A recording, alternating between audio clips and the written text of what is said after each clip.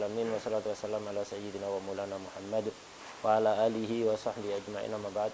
Qala al-mu'allif al-imam Abdullah bin Abdurrahman Bafadal radhiyallahu ta'ala anhu wa nafa'ana bi ilmihi wa bi ilmina wa bi ilmi sayyidis salihin fi daraini amin ya rabbal alamin fi kitabil muqaddimah al-hadrami ila anqal. Faslun wa aqallul ghusli niyatu rafil janabah au fardil ghusli au rafil hadas. Wasti'abu jami'i sya'rihi wa basyarihi. Fasal ini menjelaskan tentang caranya mandi. Fardunya mandi itu ada dua, niat dan meratakan air ke seluruh badan. Sampainya air ke seluruh badan. Niatnya harus bersamaan ketika ada air yang mengalir di badan. Baik di atas, di tangan, di kaki atau ketika cebok. Ketika cebok itu sambil niat menghilangkan hadas besar cukup. Nah, jadi yang penting ada niat bersamaan dengan adanya bagian badan yang terbasuh, apakah itu kulit atau rambut, pokok ada badan yang terbasuh. Nah, itu mandi. Jadi rukunnya hanya dua, niat dan isti'abul badan bil ma'. Itu. Jadi meratakan air ke seluruh badan. Minimalnya mandi yaitu tadi, wa aqallul ghusli, minimalnya mandi, baik mandi wajib atau mandi sunnah. Niyatu rafil janabah. Jadi nyiramkan air, nawaitu rafal janabah. Walaupun tidak nyebutkan fardon. Walaupun tidak nyebutkan nawaitul ghusla, tidak usah al-ghusla. Langsung nawaitu rafal janabah. Atau nawaitu rafal hadas. Cukup. Karena kemarin sudah kita ketahui ya, dalam penggunaan fuqaha, ketika dimutlakan hadas, maksudnya hadas kecil. Kalau hadas besar, disebutkan. Tapi kalau untuk orang yang melakukan niat, yang dimaksud hadas, itu tergantung hadas yang ada pada dia. Ketika dimutlakan, nawaitu rafal hadas.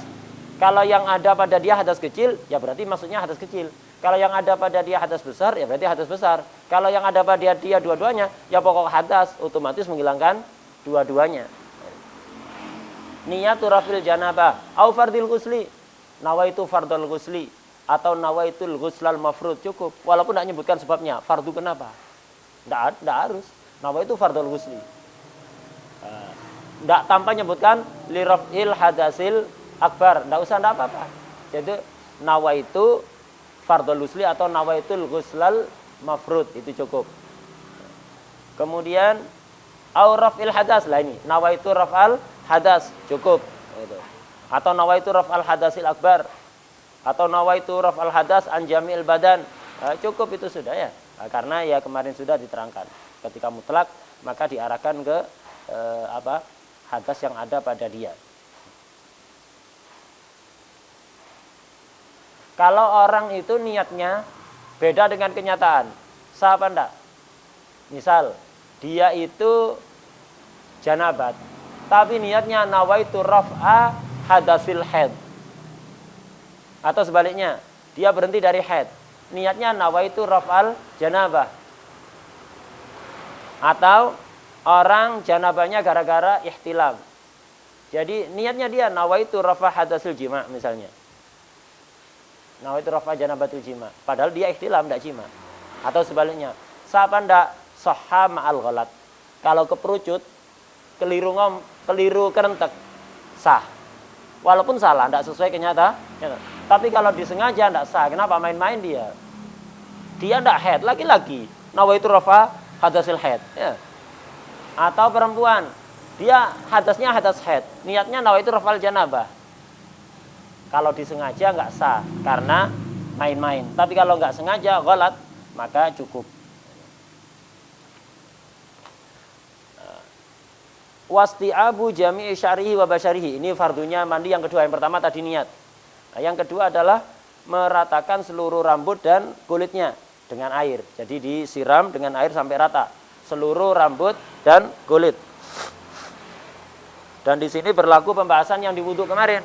Tidak boleh ada penghalang sampainya air, walaupun di bawah kuku. Kemudian yang lain-lain itu berlaku semua. Itu ketika ada pecah-pecah diperhatikannya. Itu bawahnya kuku, kemudian yang lain-lain itu berlaku seperti di wudu. Cuman bedanya kalau wudu semua rambut itu wajib dibasuh dhahiran wa batinan, kecuali brewok laki-laki yang tebal sama jenggotnya laki-laki yang tebal. Dalam wudu hanya cukup dibasuh zahirnya. Tidak harus batinnya. Tapi kalau dalam mandi, hatta brewoknya laki-laki yang tebal, hatta jenggotnya laki-laki yang tebal, wajib dhahiran wa batinan. Artinya air harus masuk ke sela-sela rambut dan kena kulit yang ada di yang ada di bawahnya rambut itu. Harus. Jadi harus digosok-gosok begini. Kalau wudhu enggak.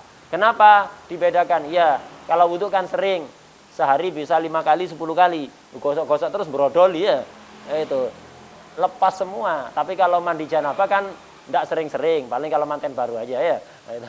Jadi enggak sering-sering. Makanya wajib untuk zahiran wa batinan kalau mandi. Kalau wudhu karena masyaqqat, al-masyaqqat tajribut taisir kaidahnya. Masyaqqah itu kondisi sulit itu akan mendatangkan kemudahan hukum. Al-amru idza daqat tasa' wa idza tasa'a daqa. Sesuatu itu kaidah ini, kaidah fikih dan kaidah kehidupan. Al-amru idza daqat tasa'. Urusan itu kalau sulit maka akan datang kemudahan. Wa idza tasa'a daqa. Ketika mudah akan datang kesulitan. Itu sudah kaidah hidup itu. Sudah kaidah hidup. Ketika sulit akan mendatangkan kemudahan, ketika mudah akan mendatangkan kesulitan.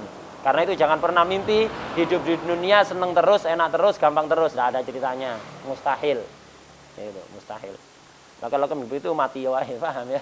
Nah, itu. Jadi nggak bisa di dunia itu begitu. Wasti abu jami syari wa basyari. Sudah. Kemudian wayajibu kornun niyati bi awwali maghsulin. Wajib membarengkan niat dengan awal anggota yang dibasuh. Biar langsung dianggap. Artinya ketika air disiram ke kepala, baru nyampe kepala langsung niat. Langsung niat menghilangkan hadas. Agar basuhan ini langsung dianggap. Tapi awas, jangan disalahpahami. Oh berarti kalau baru nyampe kepala nggak niat, air nyampe pipi baru niat, berarti tidak sah. Was-was.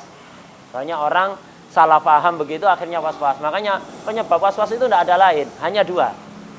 Satu jahlun biddin, kedua khobalun fil akal. Yang pertama jahlun biddin. Kebodohan dalam urusan agama. Lu pinter baca kitab, bisa jadi bodoh dalam urusan itu. Bisa jadi. Pinter baca kitab, Masya Allah, pinter. Tapi pas urusan itu dia tidak ngerti. Cara niat tidak ngerti. Dikira niat itu, hati itu harus sama kayak lisan. Ada tajwidnya begitu. Tidak ada. Hati tidak ada tajwidnya. Harus, oh ini kurang panjang matnya ini. Oh ini tidak ada. Nah, itu. Nah, jadi bodoh dalam urusan itu. Seperti orang yang itu tadi, pinter baca kitab, tapi kalau puasa, habis kumur, ngeludahnya 20 kali, habis itu ambil ando. Atau pinjam kompresornya tukang tempel ban, cowok biar keringnya. Nggak ngerti.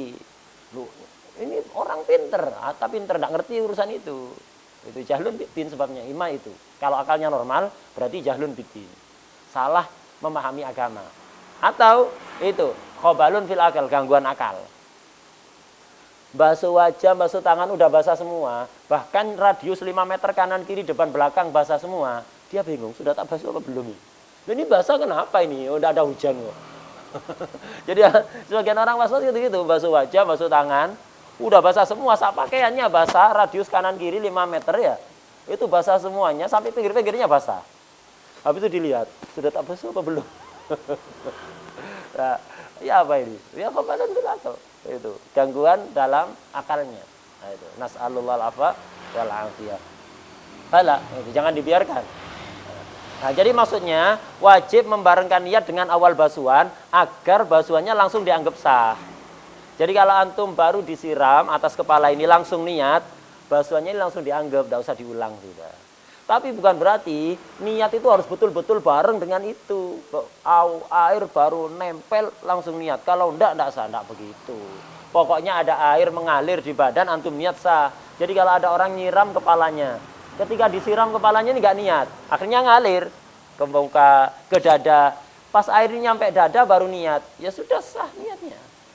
Tapi yang atas tadi enggak dianggap. Kenapa? Ketika dibesuh belum ada nih niat. Ketika air nyampe di dada ngalir, niat sah sudah. Setelah itu tinggal nyiram lagi kepalanya, nggak usah niat lagi. Niatnya tadi sudah sah, niat itu sekali. Habis itu tinggal ngeratakan. Wah deh ya. Nah ini maksudnya wayajibu qarnun niyati bi awwali maghsulin.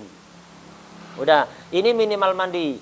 Tapi sebaiknya melakukan sunah-sunahnya. Apa sunah-sunahnya ini? Wa sunanuhu al-istiqbal. Sunatnya mandi itu menghadap kiblat dan berdiri. Sunatnya mandi tidak duduk, beda dengan wudu. Wudu itu sunatnya duduk. Jarang di sini sediakan tempat duduk untuk wudhu. Kalau di Masjid Jami' Tarim, di tempat wudhunya Masjid Ba'alawi di Tarim itu ada tempat duduknya, dibangun semen begitu. Jadi wudhunya itu duduk. Kalau nggak biasa ya basah semua. Sunahnya wudhu itu duduk. Kalau sunatnya mandi berdiri dan menghadap kiblat. Kalau menghadap kiblat sama. Kemudian sunahnya lagi watasmiyatu makrunatan bin niyah. Itu. Membaca bismillah bersamaan dengan niat. Tapi kalau mandinya di tempat seperti yang untuk qadhul hajah, jangan baca bismillah di situ. Jangan baca bismillah di dalam. Kecuali bismillah dengan hati. Kita tahu kan kemarin tidak dianjurkan, termasuk adabnya jangan membaca zikir ada di dalam tempat qadhul hajah. Lah kalau tempat mandinya itu khusus mandi, bukan untuk tempat qadhul hajah, silahkan baca bismillah di situ. Tapi kalau tempat mandinya ini campur, untuk tempat qadhul hajah juga, untuk kencing, untuk berak, jangan baca bismillah di dalam.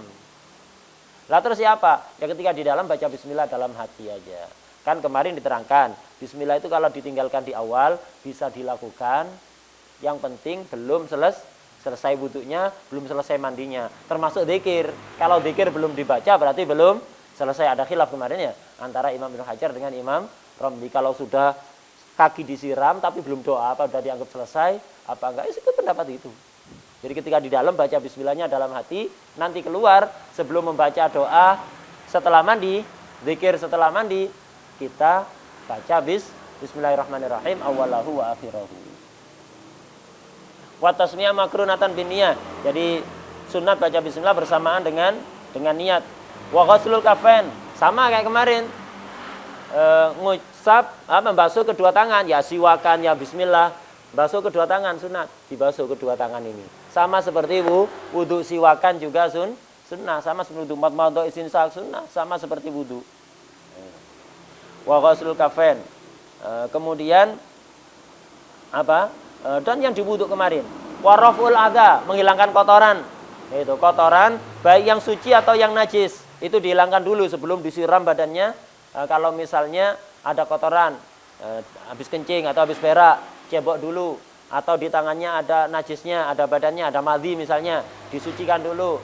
Atau ada kotoran yang suci, bekas mani misalnya, dibersiram dulu. Itu menghilangkan kotoran baik yang suci maupun yang najis. Itu. Setelah itu baru mandi. Kemudian juga ada keterangan orang itu kalau mau mandi sebelum buka pakaian, sebelum buka aurat, itu baca bismillahilladzi la ilaha illahu. Itu sebelum buka pakaian, mau mandi atau mau ke kamar mandi itu baca bismillahilladzi la ilaha illahu. Karena dengan begitu setan tidak bakalan bisa ngelihat aurat kita. Tapi kalau antum langsung lepas pakaian aja tanpa membaca bismillahilladzi la ilaha illahu, setan akan ngelihat auratnya antum. Kalau tertarik kesemsem gimana? Akhirnya diikuti terus, ditempeli terus kan jadi muskilah. Itu. Kalau nanti setan terus ngefan, ya setan ngefan jadi penggemar antum kan muskilah. Itu. Nanti masuk ke TikToknya antum, ke Instagramnya antum, menjadi follower dan seterusnya, ya muskilah juga kayak ini. Terus ngikuti terus kemana-mana gitu ya. Nah, jadi makanya sebelum lepas pakaian itu baca bismillahilladzi la ilaha illahu. Itu. Di kamar sendirian mau ganti pakaian, sebelum dibuka itu baca itu, biar aurat kita tidak dilihat oleh setan. Oleh jin. Waraful ada. Kemudian ada sumal wudu ya. Punya antum ada sumal wudu?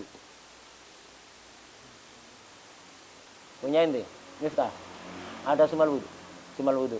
Yang darul minat tidak ada ya, kurang. Yang darul minat ada.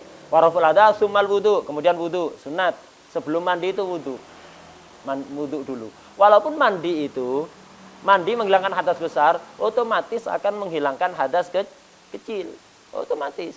Seandainya dia ada hadas kecil, akan hilang dengan mandi itu. Tapi tetap sunnah. Kenapa? Ada khilaf ulama, apakah wudu itu indirat fil ghusli atau enggak. Makanya wudu dulu sebelum mandi. Sunat untuk wudu.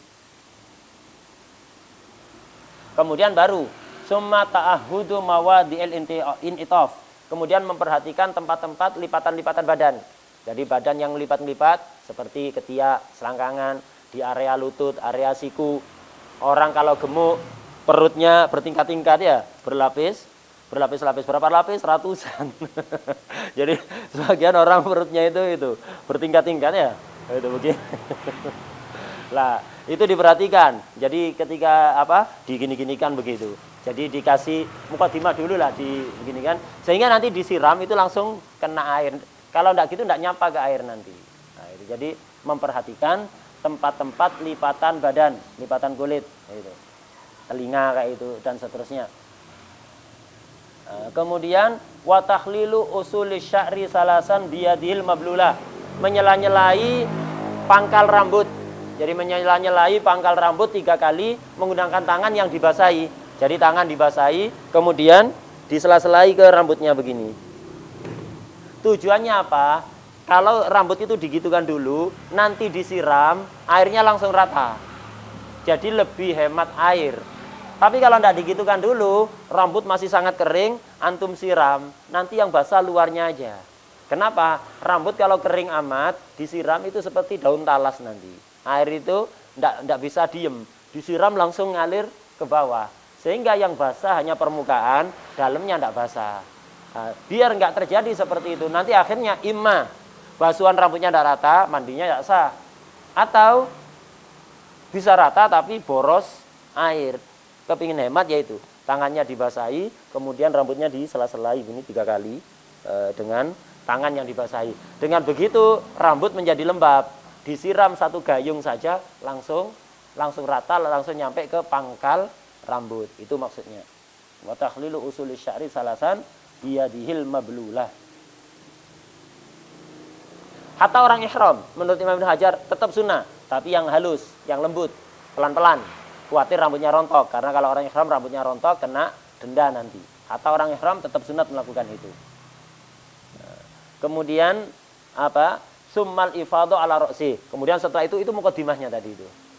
Tahudul ma'ati, wudu, hilangkan kotoran, ghusl kafain, bismillah dan yang lain-lain itu tadi takhlil usul syar, itu semuanya mukadimah. Sekarang baru disiram. Nyiram dari mana awalnya? Summal ifadhu ala ra'si. Kemudian disiram di area kepala yang disiram dulu. Setelah itu summa syakkihil aiman, sisi badan yang kanan depan. Ya, kanan depan. Kemudian summal aisar, kemudian sisi yang kiri, itu. Nah, jadi kanan depan, kemudian kanan belakang. Setelah itu kiri depan, kiri belakang, itu nyiramnya. Beda dengan mayit. Kalau mayit enggak, karena biar enggak sering dibolak-balik mayit itu. Mayit kan enggak bisa gerak sendiri.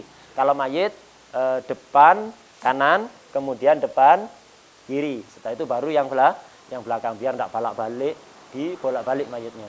Nah, tapi kalau orang hidup mandinya, sunnahnya itu kepala dulu disiram, kemudian sisi badan yang kanan depan, sisi badan yang kanan belakang, sisi badan kiri depan, sisi badan kiri yang belakang. Itu afdolnya. Seandainya tidak begitu ya sah, tapi afdolnya seperti itu. Kalau minimalnya tadi itu pokok air rata, mau mulai dari kaki, mulai dari apa. Nah, ini yang sunnah, yang afdol begitu. Wa takrar salasan, dan diulang 3 kali. Apa? Ya tadi itu berkumur 3 kali, bismillahnya 3 kali, kemudian nyela-nyelai rambut 3 kali, nyiram kepala 3 kali, nyiram sisi kanan, kiri, depan, belakang, masing-masing 3 kali sunnah. Ini yang sunnah. Jadi kalau antum menemukan broadcast di WA tata cara mandi Rasulullah SAW, nyiram kaki dulu ya Pak. Nah, ini dari mana? Nah, itu sebagian orang gampang sekali nge-share biar kelihatan paling nyunnah ya. Nah, hati-hati kalau ada sesuatu dinisbatkan pada Rasulullah SAW di broadcast WA, sebelum nge-share dipastikan dulu apa itu benar. Itu yang dilakukan oleh Rasulullah SAW. Makanan favorit Rasulullah SAW, minuman favorit Rasulullah SAW. Itu. Nah, ini hati-hati nyebar kayak gitu. Karena bisa jadi yang buat tulisan itu penjual es. Ya kan jadi dia ngomong minuman favorit Rasulullah SAW, es melon misalnya. Karena dia jualan es melon. Nah, itu hati-hati. Apapun yang dinisbatkan pada Rasulullah SAW, sebelum antum percayai, apalagi antum share, dipastikan dulu apa ada marji yang bisa dipertanggungjawabkan. Nah, itu. Apa ada emergensi yang bisa dikontak? Kalau enggak jangan. Kenapa? Kalau nanti bohong, resikonya gede. Kata Rasulullah SAW, "Man kadzaba alayya muta'ammidan falyatabawa maq'adahu minan nar." Siapa yang berdusta atas nama aku secara sengaja, maka berarti dia pesen tiket jahanam. Itu berarti dia apa? Mempersiapkan diri untuk masuk jahanam. Hati-hati.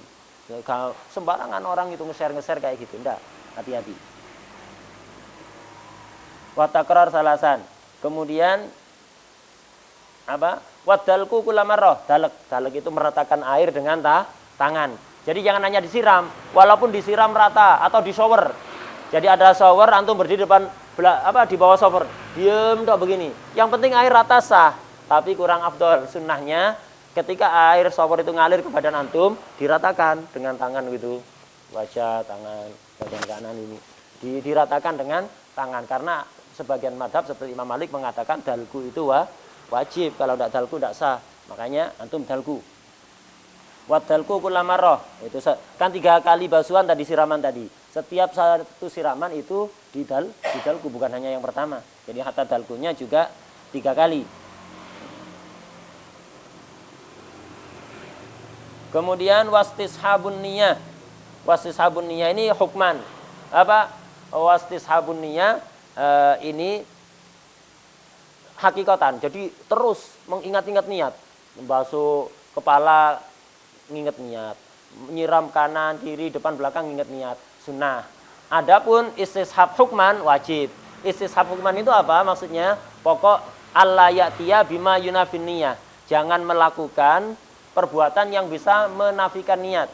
Contoh, ada orang tadi sudah niat, kemudian wis enggak saya lanjutkan wis mandinya. Nah, kalau seperti itu niat yang pertama hilang sudah, kadaluarsa, harus niat ulang nanti. Atau misalnya murtad waliyadzubillah itu, dan yang lain-lain, atau adanya sorif itu, habis mandi basuh kepala kemudian tidak diselesaikan, kemudian dia jalan-jalan kepleset jatuh ke kolam renang. Jatuh ke kolam renangnya ini sorif karena dia terjatuh, ya, karena dia terjatuh, maka tidak sah jadi mandi. Oh ya tadi saya sudah niat, berarti ini cukup? Tidak cukup, harus nginget niat lagi. Kenapa? Sorif, dia terpleset jatuhnya ke situ. Nah, kalau istishab hukman wajib, artinya tidak melakukan sesuatu yang menafikan niat. Ini wajib. Yang sunnah itu apa? Istishabun niyah zikran bil qalbi fi jami'. Artinya diingat-ingat terus niatnya. Tidak wajib itu sunnah. Nginget-nginget niat. Yang wajib apa? Jangan menafikan niat. Itu saja yang wajib. Itu istishab hukman. Adapun zikran itu sunnah. Wa alla yanqusa ma'uhu ansa'in. Air mandi jangan kurang dari 1 sok. Kemarin kita tahu 1 sok itu 4 mud. 1 mud itu sekitar botol air mineral itu. 1 mud itu sekitar air botol mineral tanggung itu. Rasulullah SAW kalau wudhu pakai taslis dan melakukan kesunahan-kesunahan cukup 1 botol itu. Orang Indonesia kumur-kumur itu habis 1 botol ya. Nah, itu kumur-kumur sama istinsak hampir 1 botol. Nyiram kaki 1 timba. Pemborosan itu. Rasulullah SAW 1 mud. Kalau mandi 1 sok. 1 sok berarti 4 botol itu. Cukup mandi rata, taslis. Itu Rasulullah SAW. Orang lain, kalau memang kulitnya seperti jenis kulitnya Rasulullah SAW halus, maka ya bisa melakukan itu. Tapi kalau enggak ya dilebihkan, tapi jangan sampai boros. Yang penting jangan sampai kurang. Orang sehalus apapun kulitnya, jangan sampai kurang. Enggak bakalan ada yang halus mengalahkan halusnya kulit Rasulullah SAW. Walaupun kuat perkasa, tapi halus. Alyan minal harir, lebih halus dibanding sutra. Tapak tangannya Rasulullah SAW.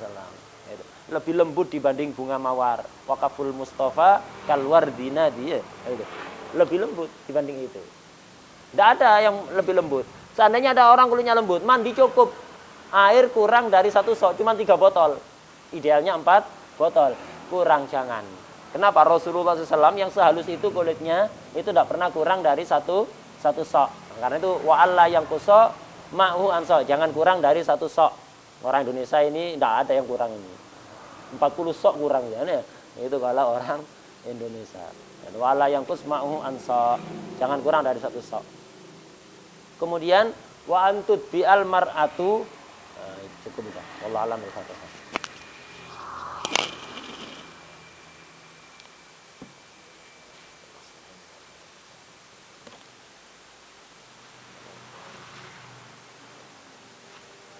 Subhanallah wa bihamdika.